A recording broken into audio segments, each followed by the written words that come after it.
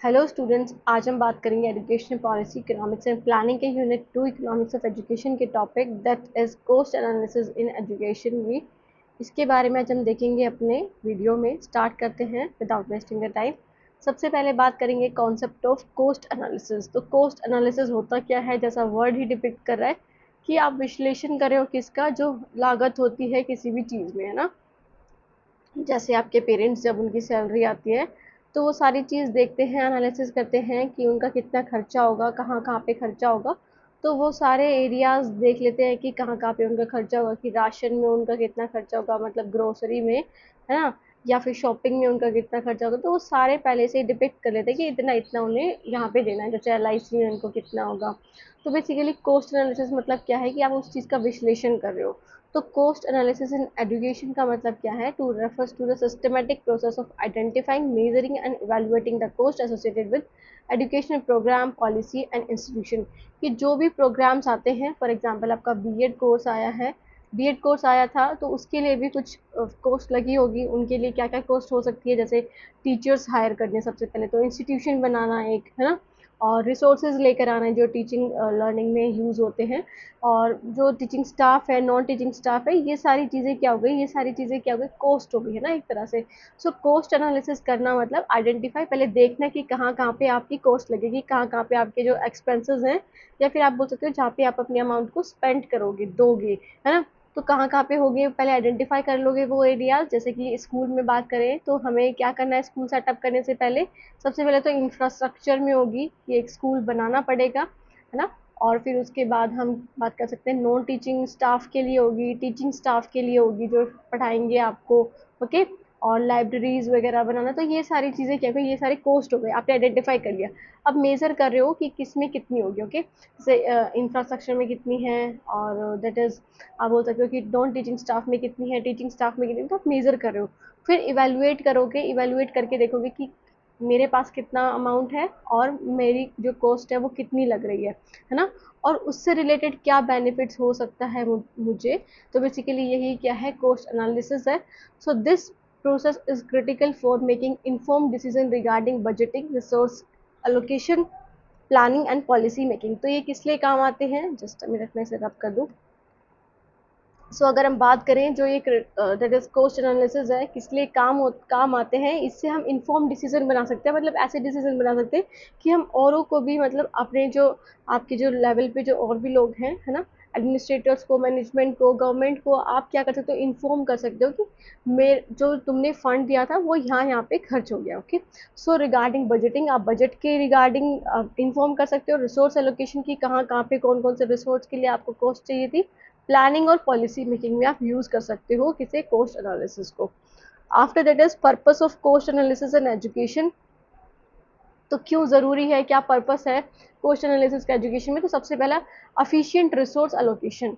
It means कि आप कैसे रिसोर्स अलोकेट करोगे, मतलब कहाँ कहाँ पे आपके जो कॉस्ट है वो लगेंगी, है ना, कौन कौन सी कॉस्ट लगेंगी किस किस चीज़ पे। और आप उसको क्या करो, अफिशिएंट यूज़ करो कि आपका जो खर्चा है वो कम लगे और आपको बैक में जो आपका रिटर्न है वो अच्छा मिले, है ना, मतलब आपको प्रॉफिट अच्छा मिले, ओके। तो ये देख के आप क्या करोगे, आप रिसोर्स एलोकेशन करोगे कि कहाँ कहाँ पे ऐसी जगह है जहाँ पे मैं थोड़ी कम कॉस्ट लगा सकता हूँ और वहाँ पे मुझे और भी ज़्यादा, मतलब अच्छा बेनिफिट मिल सकता है। तो ऐसे रिसोर्स एलोकेशन करने हैं, ऐसे कॉस्ट लगानी है आपको कि आपका क्या हो, खर्चा कम हो और प्रॉफिट ज़्यादा हो। After that is budget planning and management में हेल्प करता है कि जो भी एडमिनिस्ट्रेटर्स होते हैं, जो भी पॉलिसी मेकर्स होते हैं, क्या करते हैं, बजट बनाते हैं और क्या करते हैं, प्लानिंग करते हैं और मैनेज करते हैं, सारी चीज़ों को देखते हैं ना, संभालते हैं। तो उसमें भी कॉस्ट एनालिसिस काम आता है कि आप क्या कर सकते हो, जो भी आपके बजट में जो कॉस्ट है अलग अलग सेक्टर्स की, फॉर एग्जांपल एग्रीकल्चर सेक्टर से, अब यहाँ पे एजुकेशन की बात करें तो अब क्या बोल सकते हैं कि टीचिंग स्टाफ में कितना बजट लग सकता है, नॉन टीचिंग स्टाफ में कितना लग सकता है। तो वो आप क्या कर लोगे, प्लान कर लोगे, उसे मैनेज करके चलोगे कि यहाँ पे इतना आपको एक्सपेंस देखने को मिल सकता है, ओके। फिर है पॉलिसी मेकिंग। तो जो पॉलिसी बनाते हैं, जैसे गवर्नमेंट है ना, आपकी जो गवर्नमेंट है, इंस्टीट्यूशंस हैं, पॉलिसी बनाते हैं, उनके लिए भी बहुत ज़्यादा इंपॉर्टेंट है क्या, कॉस्ट एनालिसिस। क्योंकि वो क्या कर सकते हैं कॉस्ट एनालिसिस के ज़रिए कि कितना खर्चा आ सकता है कि इस पॉलिसी में, कितना एलोकेट करना है ना। जैसे बेटी बचाओ बेटी पढ़ाओ एक तरह से, है ना। तो ये क्या है, ये एक तरह आप बोल सकते हो बेटी बचाओ बेटी पढ़ाओ में पहले सरकार ने देखा होगा कि कितना खर्चा आएगा, कितने बच्चों को, कितनी जो लड़कियां हैं उनको हमें फ्री एजुकेशन देनी है, उसके लिए कितना मिनिमम कॉस्ट होगा और कितना वो इफेक्टिव होगा, तो वो सारी चीज़ें देखनी है। Okay, after that is program evaluation. अब प्रोग्राम इवेल्युएशन में क्या करोगे कि आपने कॉस्ट लगा दी, अब आप ये चेक करोगे कि मुझे बेनिफिट कितना हुआ है। ओके, आप इवेल्युएट कर रहे हो, मतलब आप मूल्यांकन कर रहे हो किसका, जो भी आपने कॉस्ट लगाई है जिस भी चीज़ पे, आप उसका इवेल्युएशन करके देख रहे हो कि कितना मुझे खर्चा देखने को मिला, मतलब मैंने कितना खर्चा करा और कितना मुझे बेनिफिट हुआ, या फिर मैं कितना लॉस में हूँ, है ना। कि आपको क्या करना है, आपको क्या वो डिसकंटिन्यू कर देना है वो जो आपने स्टार्ट किया था, जैसे आपने कोई स्कूल स्टार्ट करा होगा, वहाँ पे आपको खर्चे खर्चे ज़्यादा हैं, आपको लॉस हो रहा है, तो आप इवैल्यूएशन के ज़रिए उसको डिसकंटिन्यू कर सकते हैं, मतलब कॉस्ट एनालिसिस के ज़रिए आप क्या कर सकते हो, उसे डिसकंटिन्यू से ख़त्म कर सकते हैं, है ना, उसे ख़त्म कर सकते हो। Okay, so after that is the type of cost in education. तो टाइप्स क्या हैं कॉस्ट की एजुकेशन में, तो सबसे पहले डायरेक्ट कॉस्ट। तो डायरेक्ट कॉस्ट क्या है, cost that can be directly attributed to educational activities, कि जो कॉस्ट सीधा आपकी एजुकेशनल एक्टिविटीज़ पे ही लगेंगी, जो आपके पढ़ाई से रिलेटेड है, टीचिंग एंड लर्निंग से रिलेटेड है, उसी में आपकी कॉस्ट लग रही है, वो क्या क्या डायरेक्ट कॉस्ट होगी, जैसे टीचर सैलरी, टेक्स्ट बुक, है ना, इंस्ट्रक्शन मटेरियल, जो आपको जैसे ब्लैक बोर्ड्स हो गए, वाइट बोर्ड्स हो गए, स्मार्ट बोर्ड्स हो गए, इंफ्रास्ट्रक्चर, बिल्डिंग और फर्नीचर, तो इनमें जो कॉस्ट लगी है वो क्या है, डायरेक्ट कॉस्ट है, क्योंकि ये आपके एजुकेशनल एक्टिविटीज़ से ही रिलेटेड है। इनडायरेक्ट मतलब कि जो आपकी पढ़ाई से रिलेटेड नहीं कॉस्ट है, जिसमें पढ़ाई का लेना देना नहीं है ना, बट नेसेसरी हैं काम करने के लिए, जैसे एडमिनिस्ट्रेटिव एक्सपेंसेस, ठीक है, जो प्रशासन होता है या फिर प्रशासनिक जो एक्टिविटीज़ होती है उसमें, और मेंटेनेंस एंड यूटिलिटीज़ में, कि कभी कुछ ख़राब हो गया, कभी आपका वॉशरूम में लीकेज हो रही है, या फिर लैबोरेटरी में कोई दिक्कत आ रही है ना, तो बेंचेस आपकी ख़राब हो गई है, तो बेसिकली वो क्या हो गए, वो हो गए मेंटेनेंस एंड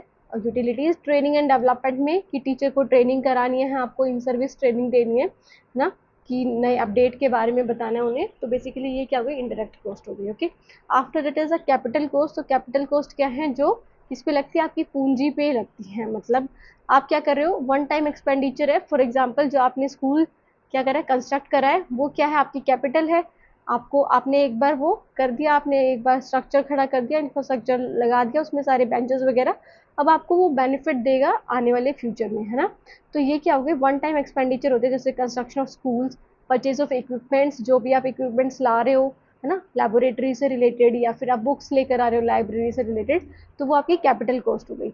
रिकरेंट कॉस्ट क्या हो गई, रिकरेंट मतलब जो रेगुलर होती है, ऑनगोइंग एक्सपेंसेस है आपके, है ना, जो रेगुलर चलते थे, जैसे महीने में हर बार होते हैं, या फिर आप बोल सकते हो कि हफ्ते में एक बार हो सकते हैं, जैसे सैलरीज हो गई, ऑफिस सप्लाईज हो गई, है ना, और यूटिलिटी बिल्स हो गए, कि जो भी दिनचर्या में जो भी चीज़ें यूज़ होती हैं उनके बिल्स हो गए, है ना, ऑफिस सप्लाईज हो गई, तो बेसिकली ये क्या हो गया, रिकरेंट कॉस्ट हो गई, जैसे चाय पानी हो गया, है ना, बार बार कोई आपके स्कूल में कोई पीटीएम ऑर्गेनाइज होती है, या फिर कोई भी मेहमान इन द सेंस की कोई पेरेंट्स आते हैं, उनको पानी देना, उनको चाय देना, है ना, तो ये सारी चीज़ें क्या हो गई, रिकरेंट कॉस्ट हो गई। After that is methods of cost analysis in education. तो क्या क्या मेथड से आप क्या कर सकते हो कॉस्ट एनालिसिस, तो सबसे पहले कॉस्ट इफेक्टिवनेस एनालिसिस, CEA। तो CEA का मतलब क्या है, कि वो कंपेयर करती है cost of different program related to their effectiveness, कि दो किसी प्रोग्राम को क्या करेगी, कंपेयर करेगी कि किसमें आपको ज़्यादा इफेक्टिवनेस दिख रही है, कौन सा ज़्यादा अच्छा है ना।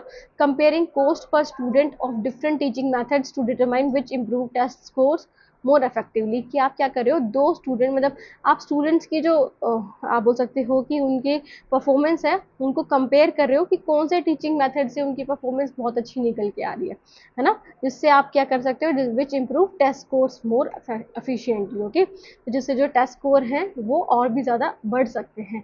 तो आप क्या कर रहे हो, कंपेयर कर रहे हो हर स्टूडेंट को डिफरेंट टीचिंग मेथड्स के through. After that is cost benefit analysis, that is CBA। तो इसमें क्या है, क्वांटिफाइड फॉर्म में आप क्या कर रहे हो, मतलब आप नंबर्स के फॉर्म में कंपेयर कर रहे हो। Quantify and compare the total expected cost and the benefits of a program in monetary terms, कि आप पैसों के टर्म्स में, मॉनेटरी या फिर मनी फॉर्म में आप क्या कर रहे हो, कंपेयर कर रहे हो कि आपने क्या खर्च कर दिया, आपने इंफ्रास्ट्रक्चर और सारा स्कूल बनाने में, फॉर एग्जांपल आपने दैट इज 10 लाख रुपीज़ खर्च कर दिए। ओके, सपोज करके चलो 10 लाख खर्च कर दिए, और आपका जो बेनिफिट है निकल के आ रहा है कि आपने एक साल में, मतलब एक साल इन द सेंस कि एक बार 10 लाख खर्च किए, उसके बाद आपकी जो टीचर्स वगैरह उन सब की सैलरी वगैरह हटा के, जो सारे कॉस्ट है उन सबको हटा के आपको बेनिफिट होता है, आपको बेनिफिट होता है 2 लाख का। तो उसका मतलब क्या हो गया कि आपने 10 लाख खर्च करे, है ना, और उसमें 2 लाख का आपको बेनिफिट हो रहा है। ओके, तो ये क्या हो गई, ये कॉस्ट बेनिफिट एनालिसिस हो गई, useful for assessing long term return on educational investment, कि जो भी आपने इन्वेस्टमेंट करी है उसका लॉन्ग टर्म रिटर्न मापने के लिए या फिर मेजर करने के लिए काम आता है कॉस्ट बेनिफिट एनालिसिस।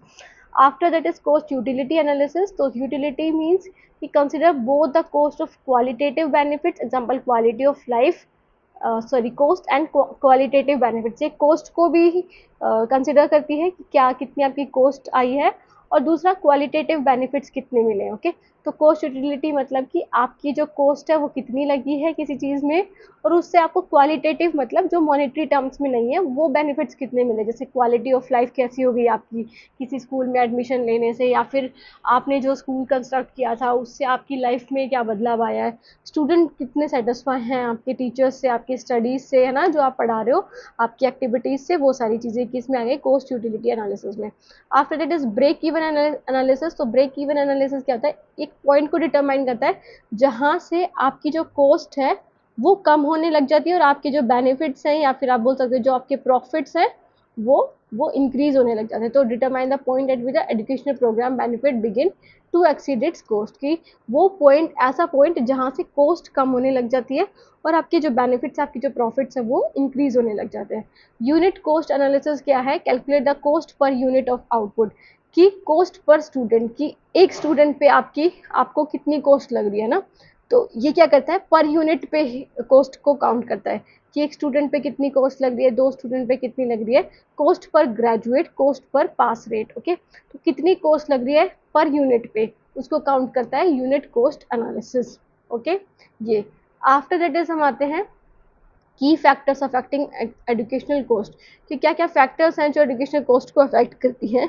तो सबसे पहले तो एनरोलमेंट रेट, है ना, एनरोलमेंट रेट अगर ज़्यादा होंगे, अगर बच्चे ज़्यादा एडमिशन लेंगे तो आपकी कॉस्ट तो बढ़ेगी ही बढ़ेगी, बट आपके जो बेनिफिट्स हैं वो भी इंक्रीज होंगे। ओके, वो भी इंक्रीज होंगे। After that is the teacher salaries and ratios, कि टीचर की जो सैलरी है वो कितनी है और बच्चे कितने हैं क्लासरूम में। ओके, फॉर एग्जाम्पल टीचर की सैलरी तो मंथली ₹30,000 है, ठीक है, और बच्चे हैं आपके क्लास में ओनली 10, तो उससे क्या होगा, मतलब एक बच्चे की कॉस्ट कितनी आ रही है, 3,000, है ना, 3,000 एक बच्चे की कॉस्ट पड़ी, तो एक इस तरह से वो घाटे में भी जा सकता है, मतलब लॉस भी हो सकता है उसे, किसे, जिसने स्कूल को कंस्ट्रक्ट किया है, कॉलेज को कंस्ट्रक्ट करा है। ओके, तो आप उसको भी क्या कर सकते हो, उसमें भी अपने एजुकेशन फैक्टर्स देख सकते हो, जो आपकी जो एजुकेशनल कॉस्ट है वो। After that is curriculum complexity, कि आपका करिकुलम कैसा है, मतलब आप जो चीज़ें पढ़ा रहे हो स्कूल्स में, कॉलेजेस में, वो हाई फाई लेवल की हैं, एआई से रिलेटेड है ना, थ्री दैट इज आप बोल सकते हो कि 3D इमेजेस करके आप दिखाते हो, तो बहुत सारे आपके पास टीचिंग लर्निंग मटेरियल्स है, स्ट्रेटेजीज है, अलग अलग नए मेथड्स हैं, रोबोटिक्स भी हैं आपके पास, तो उसमें मतलब आपकी जो कॉम्प्लेक्सिटी है वो कितनी ज़्यादा है, तो वो भी डिटरमाइन करती है आपकी कॉस्ट को। ओके, कि आप करिकुलम में कितनी सारी चीज़ें लेकर आ रहे हो, मतलब जो चीज़ें आप पढ़ा रहे हो उसमें आप स्पोर्ट्स एक्टिविटीज़ भी लेकर आ रहे हो ना, बहुत सारी चीज़ें आप इंट्रोड्यूस कर रहे हो, तो उसमें कॉस्ट ज़्यादा ही लगेगी, ऑब्वियस सी बात। Okay, after that is infrastructure and technology. तो इंफ्रास्ट्रक्चर मतलब जो आपने बिल्डिंग बना के खड़ी करी है, जिसमें आपने लाइब्रेरीज भी दी हैं और आपने जिम भी दे दिया है ना अपने कॉलेज में, और आप बोल सकते हो कि आपने लैब्स भी दे दी, साइंस लैब, आर्ट एजुकेशन के लिए आपने अलग से रूम दे दिया, डांस के लिए अलग अलग से रूम दे दिया, और टेक्नोलॉजी में आपने कितना कॉस्ट लगाई है, तो वो सारी चीज़ें क्या हैं, वो सारी चीज़ें भी एजुकेशन कॉस्ट में आ जाती हैं, ये फैक्टर्स हैं। सो उसके बाद ज्योग्राफिक लोकेशन कैसी है, कि आपका जो स्कूल है या कॉलेज है वो अर्बन एरिया में है या रूरल एरिया में है, वो भी डिपेंड करता है, उस पर भी डिपेंड करता है एजुकेशन की या फिर एजुकेशन इंस्टीट्यूशन की cost. Okay, after that is the government policy and funding models, कि गवर्नमेंट कितना सपोर्ट करी आपके इंस्टीट्यूशन को, उससे भी डिपेंड करते हैं आपकी कॉस्ट ना, कि गवर्नमेंट बिल्कुल भी नहीं करी है या फिर गवर्नमेंट थोड़ा बहुत तो कर ही रही है, तो उनकी जो पॉलिसीज़ हैं कि वो पॉलिसी में कितना खर्च कर रहे हैं, है ना, पॉलिसी जो बना रहे हैं उसके रिगार्डिंग, जैसे 5% रिजर्वेशन मिलता है डिसेबल्ड बच्चों को एजुकेशन में, और फिर उसके बाद 25% आपको आपको फ्री एंड कंपलसरी एजुकेशन के लिए भी मना नहीं कर सकते आप बच्चों की। तो बेसिकली गवर्नमेंट कितना सपोर्ट कर रही है, कितना नहीं कर रही है, उसमें कितनी कॉस्ट लगेगी, तो वो सारी क्या है, ये सारे क्या है आपके फैक्टर्स हैं जो आपकी एजुकेशन कॉस्ट को अफेक्ट करते हैं। ओके, समझ में आया इतना? तो ये थी students videos cost benefit cost analysis के बारे में कि आपको कैसे कॉस्ट एनालिसिस करना है। कोई भी डाउट, कोई भी क्वेरी कमेंट सेक्शन में पूछ लेना, और वीडियो को लाइक भी कर देना, सब्सक्राइब भी कर देना चैनल को, और शेयर भी कर देना to those who are in admit course. Okay, so thank you so much for watching the video. मिलते हैं नेक्स्ट वीडियो में, तब तक के लिए take care, bye, have a nice day.